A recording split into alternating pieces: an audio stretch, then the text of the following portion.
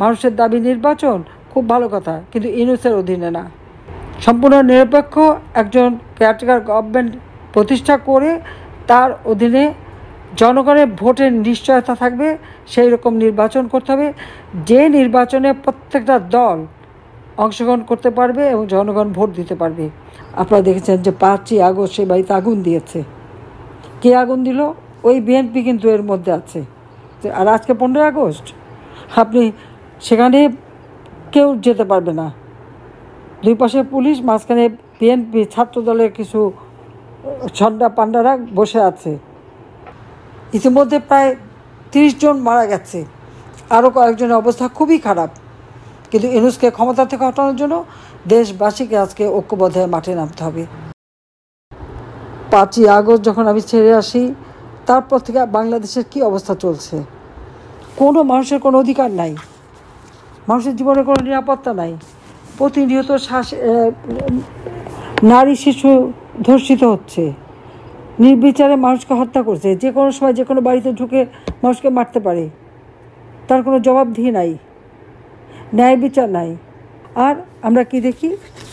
এক সুদখোর খুনি, তার ক্ষমতার লোভ আজকে দেশটাকে চরম সংকটের মধ্যে ফেলে দিয়েছে, সমস্ত দেশকে লণ্ডভণ্ড করে দিয়েছে।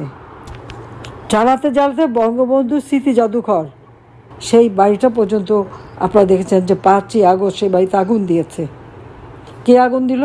ওই বিএনপি কিন্তু এর মধ্যে আছে।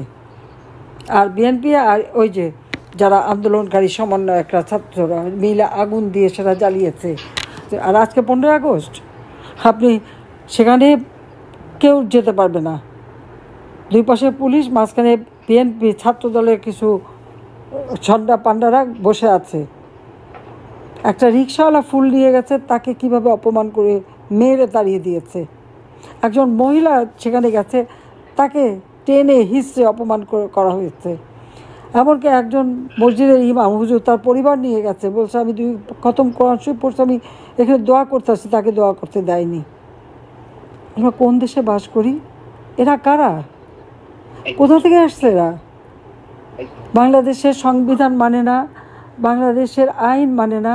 আজকে ন্যায় বিচার পাওয়ার অধিকার নাই, আজকে কোনো মানুষের কোনো জীবনের নিরাপত্তা নাই, কিছু নাই। তাই আজকে গণতন্ত্র প্রতিষ্ঠা করে এই অসাংবিধানিক অবৈধ ক্ষমতাধারী ইউনূসকে বিদায় দিতে হবে এবং গণতন্ত্র প্রতিষ্ঠা করতে হবে। হ্যাঁ, আমি রিজাইন করিনি, তারপরেও মানুষের দাবি নির্বাচন, খুব ভালো কথা, কিন্তু ইউনূসের অধীনে না। সেখানে একেবারে সম্পূর্ণ নিরপেক্ষ একজন কেয়ারটেকার গভর্নমেন্ট প্রতিষ্ঠা করে তার অধীনে জনগণের ভোটের নিশ্চয়তা থাকবে, সেই রকম নির্বাচন করতে হবে, যে নির্বাচনে প্রত্যেকটা দল অংশগ্রহণ করতে পারবে এবং জনগণ ভোট দিতে পারবে। আজকে যে সন্ত্রাস জঙ্গিবাদ, সে আবু সাইদ মুগ্ধ থেকে শুরু করে 15ই জুলাই 2024 সাল থেকে যতগুলি হত্যাকাণ্ড, অগ্নিসংযোগ, সন্ত্রাস, ছিনতাই, চাঁদাবাজি, মাস্তানি যা যা হয়েছে, সবগুলির বিচার করতে হবে, তদন্ত করতে হবে এবং সুষ্ঠু তদন্ত যাতে হয় সেই পদক্ষেপ নিতে হবে। কাজে খুব দ্রুত আইনের শাসন স্থাপন করতে হবে। জাতিসংঘ একটা প্রতিবেদন দিয়েছে, সেটা তো সম্পূর্ণ মনে হচ্ছে যে ইউনূসের অফিস থেকে যা করে দেওয়া সেই রকম, সঠিক তদন্ত হয়নি। আবার এর উপর ভিত্তি করে ইউনূস সেন্টার থেকে নানাভাবে অপপ্রচার চালানো হচ্ছে, এগুলি সব বন্ধ করতে হবে। কাজে এই লোকটা ক্ষমতায় থাকলে বাংলাদেশে কোনো কল্যাণ আসবে না। আজকে জাতির পিতার যে অবমাননা এবং যেভাবে তারা আওয়ামী লীগের নেতাকর্মী হত্যা এবং মুক্তিযোদ্ধাদের অপমান করেছে, এটা ভুলে গেলে চলবে না। এর প্রত্যেকটা বিচার করতে হবে, ইনশাল্লাহ সেই বিচার আমরা করব। যে লেবারদের অর্থ আত্মসাৎ করে লেবার কোর্টে সাজাপ্রাপ্ত আসামি, সে করে আমাদের বিচার। কোথায় যাব? আজকে এর হাত থেকে দেশকে রক্ষা করতেই হবে। আজকে জাতিপিতা আমাদের মাঝে নেই, কিন্তু তার আদর্শ আছে, আর সেই আদর্শ বুকে ধারণ করে স্বাধীনতার সপক্ষের প্রগতিশীল এবং অসাম্প্রদায়িক চেতনায় বিশ্বাসী সকল জনগোষ্ঠীকে ঐক্যবদ্ধ হয়ে এই দুঃশাসনের হাত থেকে, জঙ্গি ইউনূসের হাত থেকে দেশকে রক্ষা করার জন্য ঐক্যবদ্ধ হয়ে যার যা কিছু আছে তাই নিয়ে নামতে হবে। আওয়ামী লীগের পক্ষ থেকে আমরা 21 দফা দাবি দিয়েছি। এই দাবি বাস্তবায়নের জন্য সবাই ঐক্যবদ্ধ হয়ে কাজ করবেন সেই আহ্বান জানাই। আবারও জাতির পিতার প্রতি শ্রদ্ধা জানাই। বাবা মা ভাই বোন হারিয়ে আমরা দুইটা বোন আছি। আমরা সবসময় জনগণের সেবা করে যাচ্ছি।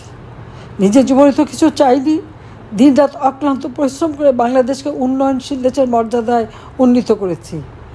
আজকে সব ধ্বংস করে দিয়েছে। জঙ্গিদের সে মুক্তি দিয়েছে, আওয়ামী লীগের নেতাকর্মীকে জেলখানায় চরমভাবে নির্যাতন চালাচ্ছে।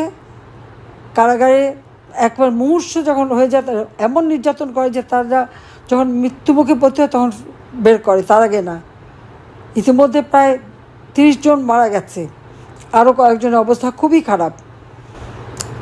এই অবস্থার পরিবর্তন অবশ্যই ঘটাতে হবে এবং আওয়ামী লীগ অবশ্যই দেশের মানুষের শান্তি নিরাপত্তা নিশ্চিত করবে। এটা আমাদের প্রতিজ্ঞা জনগণের কাছে। কিন্তু ইউনূসকে ক্ষমতা থেকে হটানোর জন্য দেশবাসীকে আজকে ঐক্যবদ্ধ হয়ে মাঠে নামতে হবে। সবাইকে ধন্যবাদ। জয় বাংলা, জয় বঙ্গবন্ধু, বাংলাদেশ চিরজীবন হোক।